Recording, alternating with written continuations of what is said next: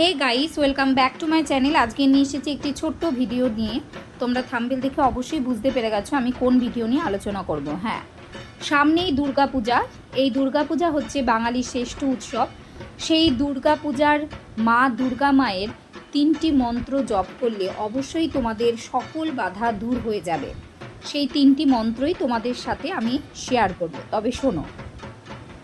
সর্বমঙ্গলা মঙ্গলে শিবে সর্বার্থ সাধিকেশরণ্যে ত্রয়ম বকে গৌরী নারায়ণী নমস্তুতে সৃষ্টি স্থিতি বিনাশায়ং সর্বভূতে সনাতনী গুণাশ্রয়ে গুণময়ে নারায়ণী নমস্তুতে শরণাগত দীনার্থ পরিত্রাণ পরায়ণে সর্বস্বার্থী হরে দেবী নারায়ণী নমস্তুতে।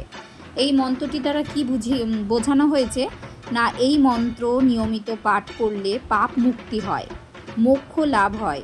যে কোনো কঠিন কাজে যাওয়ার আগে দেবীর সামনে এই মন্ত্র পাঠ করলে তার আশীর্বাদ পাওয়া যায়, সমস্ত কাজে সাফল্য আসে। এবং দ্বিতীয় যে মন্ত্রটি বলবো সেটি হচ্ছে দেবী দুর্গার অপর আরেকটি মন্ত্র প্রতি শুক্রবার দেবী দুর্গার সামনে প্রদীপ জ্বালিয়ে প্রণাম করতে হবে। এই মন্ত্রটি লবঙ্গ এবং কর্পূর সহযোগে করতে হবে আরতি। তারপর এই দ্বিতীয় মন্ত্রটি 108 বার জপ করলে দুর্ভাগ্য কেটে যাবে এবং স্বাস্থ্যেরও উন্নতি হবে, আসবে আর্থিক সুখ। এই মন্ত্রটি হচ্ছে দেহি সৌভাগ্যম আরোগ্যম দেহি মে পরমং সুখম রূপম দেহি জয়ং দেহি যশো দেবী দিশো জহি।